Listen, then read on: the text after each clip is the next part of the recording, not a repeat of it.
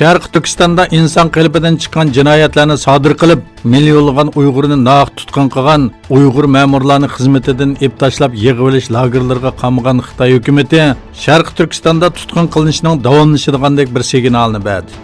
Eng yangi uchurlarga asoslanganda Sharq Turkistondagi Xitoy partkomining sekretari Chin Changu 13 oktyabr ochgan bir yig'inda atalmish qora kuchlarga qarshi kurashning natijalari haqidagi bir dokladda rayonda Xitoy hukumatiga qarshi har xil kuchlarni yiltizdan qumirish irodasi bilan kuchlik va jonli holatda davomlashganligi ta'kidlangan. Sharq Turkiston kishilik huquq ko'zatish jamiyati tunugun tunji kengash yig'ini jamiyat raisi Moira Mamad riyosatchiligida Istanbulda hozir bo'lgan a'zolarining ishtirok qilishi va boshqa ommaviy tashkilotlar rahbarlarining qadam tekshirib qilishi bilan o'tkazdi. Jamiyatning Turkiya va boshqa davlatlarda qonun, siyosat bilimi va xalqaro munosabat qatorliq kasblarda o'qish bitirgan yoki o'qishni davomlashtirayotgan yoshlardan tashkil topganligi bildirildi. Xitoy iqtisodiy Amerika bilan bo'lgan savdo urushi va davlat ichidagi ehtiyojning ozishi sababli 3-faslda 30 yildan buyongi eng tuvan o'sish saviyasiga tushdi. Xitoy iqtisodining ish nisbati mo'ljaldagidan ko'p tuvanlab 6% ga tushib qoldi. Davlat ichi ishlab chiqarish umumiy miqdori 2-faslda 6.2% ga tushib qolgan edi. 3-faslning sonliq ma'lumotlari e'lon qilingandan keyin Osiyo pay cheki bozorida tushish ko'rildi. Xalqaro pul fondi tashkiloti Xitoy iqtisodining 2019 yilgi o'sishiga bo'lgan taxminini savdo urushi va ichki talabning ozishi sababli 6.2 dan 6.1 ga tushirgan edi.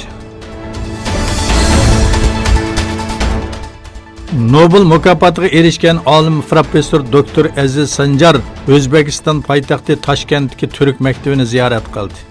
O'quvchilar bilan jam bo'lgan Aziz Sanjar Turk dunyosining ilmga bek ehtiyojli ekanligini aytdi.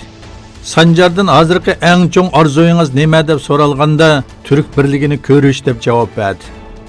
U Turk dunyosining bilimga bek ehtiyojli ekanligini ta'kidlab, Turk dunyosining Angliya, Germaniya, Yaponiya va Amerika bilan raqobatga tusha olishi uchun bilimga ahamiyat berish kerakligini aytdi.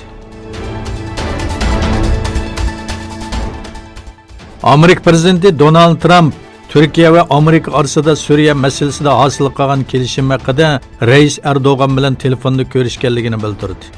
Shuni bilan birga Washington Post gazeti, New York vaqt gazeti, CNN, ABC qatorliq asosli taratqular Washington bilan Anqaraning PKK, YPG tashkilotlarining 120 soat ichida bexatar rayondan chekinib chiqishi uchun tinchlik bloki harakatini to'xtatib turish haqida tuzgan kelishimni Anqara maqsadiga yetdi degan shaklda xabar qildi. Xitoyning Hong Kong alayda ma'mur rayonida necha oydan buyon islohot talabi bilan ilib berilayotgan namoyishlar davomlashmoqda. Gerçi hukumat bu oyning 5da maska taqishni cheklash qonunini yo'l qo'ygan bo'lsa-mu, lekin nurg'un namoyishchilar yana maska taqib faoliyatga qatnashdi.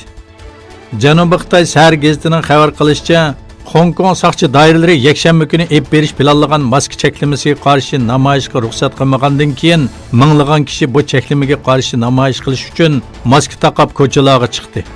Ba'zi namoyishchilar namoyish jarayonida karton filmlardagi obrazlarning maskalarini taqib norozilik bildirdi.